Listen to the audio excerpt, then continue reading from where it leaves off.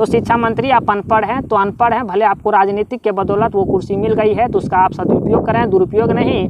और आप 24 के चुनाव में अपना बोरिया बिस्तर बांधिए और निकलिए। समझिए कि यहाँ के युवा आपके चेहरे से इतने नफरत कर लिए हैं कि नली के कीड़ा देखना पसंद करते हैं, लेकिन आपका भाषण और आपका मुंह देखना पसंद नहीं करते हैं। ये 60-40 का नियोजन नीति इसलिए हेमंत सोरेन जी द्वारा लाया जाता है क्योंकि इनका एक क्षेत्रीय पार्टी है और क्षेत्रीय पार्टी को एक वो राष्ट्रीय पार्टी का रूप देना चाह रहे हैं। कहते हैं ना कि लड़की के हंसी और कुत्ते की खामोशी पे कभी भरोसा नहीं करनी चाहिए, ठीक उसी प्रकार से हेमंत सोरेन की बातों पे कभी भरोसा नहीं करनी चाहिए। स्टूडेंटों की चिंता आज मुझे सता रही है और आज हम सुनसान जंगल में बैठे हुए हैं।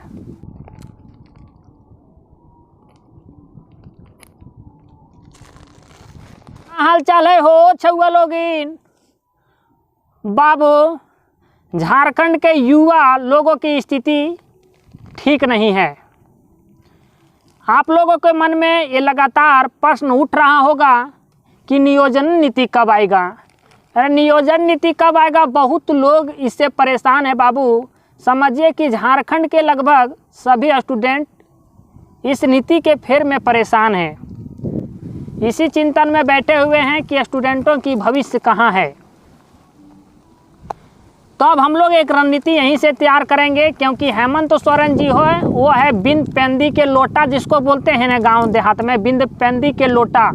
ये कहेगी कि अगली बैठक में आपके नियोजन नीति आ जाएंगे, लेकिन इन पे भरोसा करना ठीक बात नहीं है। जैसे हम लोग कहते हैं ना कि लड़की के हंसी और कुत्ते की खामोशी पे कभी भरोसा नहीं करनी चाहिए, ठीक उसी प्रकार से हेमंत सोरेन की बातों पे कभी भरोसा नहीं करनी चाहिए। आज हम यहीं इसी जंगल में एक रणनीति तैयार करेंगे। साथ ही साथ हम अपने सभी साथियों से आग्रह भी करने की कोशिश करेंगे कि अब हम लोग को युवा के हित में एक उचित हम लोग को कदम उठाना पड़ेगा, चाहे आंदोलन हो या उनके लिए कुछ भी उचित अगर कदम उठाने पड़े तो हम लोग उनके लिए कदम उठाएंगे, क्योंकि उस स्टूडेंटों की सफलता जब होगी तभी हम लोग सफल माने जाएंगे। आज बाबू रामगढ़ का चुनाव है, आज 27 तारीख है और इसके पहले हेमंत सोरेन जी के द्वारा ये कहा गया था कि आपका 27 तारीख को जो बैठक होगी उसमें मतलब ज़्यादा संभावना है कि आपकी नियोजन नीति बन करके तैयार हो जाएगी और उसी में आपको नियोजन नीति दे दी जाएगी। हेमंत सोरेन जी के द्वारा फिर से गेम किया गया और ये राजनीतिक के कारण फिर से ये बैठक में नियोजन नीति पे कोई बहस नहीं करेंगे। अर्थात आज कह सकते हैं कि आज से बजट सत्र जो चालू है, लेकिन नियोजन नीति पे कोई बहस नहीं होगी, इसकी कोई बैठक नहीं होगी। हेमंत सोरेन जी झारखंड के युवाओं के लिए एक दिम्मक के जैसा काम कर रहे हैं साहब। स्टूडेंट ही नहीं, स्टूडेंट के गार्जियन के का भी फ़ोन मेरे पास आता है। उन लोग भी अपने बेटे को पढ़ाते बढ़ाते अब असहाय हो चुके हैं। उन लोगों के पास अब पैसे नहीं बचे हुए हैं। कुछ ऐसे गार्जियन हमें बात करने के दौरान हमें मिले जिनके पास पैसे पढ़ाने के लिए नहीं हैं। हेमंत सोरेन जी सिर्फ अपनी राजनीतिक चमकाने के लिए ऐसी खेल खेल रहे हैं। वो 60-40 का नियोजन नीति लाने के संबंध में वो बातें किए थे और वो भी अब ये एक कॉल रिकॉर्डिंग भेज रहे हैं सबके पास कि बाबू जो 2016 के पहले नियोजन नीति था वो ठीक रहेगा कि हम कोटवा दौड़ें।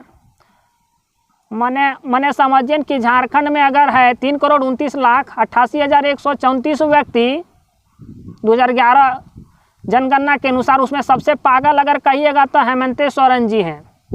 सच मानिए कि अगर इनका वंशज का संबंध राजनीतिक दल से नहीं होता तो इनको ये भी एक बेरोजगार रहते और बेरोजगार ही ये जीवन भर रहते, क्योंकि इनको रोजगार मिलबे नहीं करता, क्योंकि ये उस योग्य नहीं है।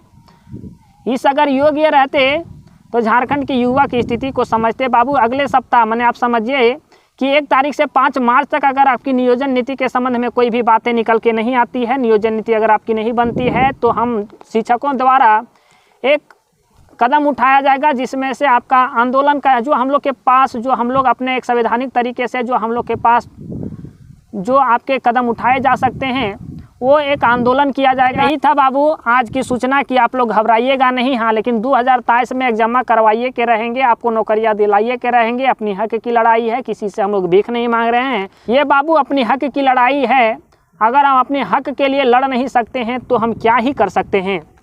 तो आप लोग चिंता करने की ज़रूरत नहीं है। और जो नियोजन नीति की बात है तो मैक्सिमम ये संभावना लग रहा है, क्योंकि हेमंत सोरेन जी के बातों पे भरोसा करना मूर्खता है। इसलिए ये जो नियोजन नीति होगी वो 60-40 का होगी। ये 60-40 का नियोजन नीति इसलिए हेमंत सोरेन जी द्वारा लाया जाता है क्योंकि इनका एक क्षेत्रीय पार्टी है और क्षेत्रीय पार्टी को एक वो राष्ट्रीय पार्टी का रूप देना चाह रहे हैं। इसीलिए वो 60-40 का मामला लेकर के आ रहे हैं, क्योंकि 40% में पूरे भारत के लोग भी यहाँ आकर के नौकरी कर सकते हैं। अगर पूरे भारत में अगर समझिए कि बिहार के भी लोग आएंगे, यूपी के लोग आएंगे, पश्चिम बंगाल के लोग आएंगे, उड़ीसा के लोग आएंगे, तो इनकी पार्टी का भी विस्तार इस प्रकार से होगा कि क्योंकि अगर जाएंगे पश्चिम बंगाल तो बोलेंगे कि हम झारखंडियों वाला नौकरिया हम पश्चिम बंगाल के स्टूडेंटों को दिए हैं, उड़ीसा के स्टूडेंटों को दिए हैं। तो कुल मिलाकर के अपने पार्टी को चमकाने के लिए लगे हुए हैं। लेकिन आपको चिंता करने की ज़रूरत नहीं है बाबू, आप लगातार मेहनत करते रहिए। अगर आपने शिक्षकों से पढ़ा है, चाहे कोई भी शिक्षक से आप पढ़े होंगे, आपने अगर उन पे भरोसा किया है तो आपके लड़ाई को लड़ने में भी वो काम आएंगे, आपको एक सही दिशा वो दिखाएंगे। यहाँ के झारखंड के युवा ठीक नहीं है, भले झारखंड ठीक हो राजनीतिक मुद्दा से, लेकिन झारखंड के युवा यहाँ ठीक नहीं है। तो बाबू यही थी आज की सूचना। लेकिन हेमंत सोरेन जी ये युवाओं की आवाज़ है। अगर आपको ये युवा कंधे पे बैठाना जानती है तो आपको यही युवा पांव तले कुचलने भी जानती है। ध्यान रखिएगा 2024 का जो चुनाव है वो नज़दीक है। आप ऐसा काम करते जो स्टूडेंट आपको सिर पे बैठाए रखते। आप ऐसे एक युवा राजनेता थे, कम समय में कम उम्र में आपने मुख्यमंत्री का पद संभाला है।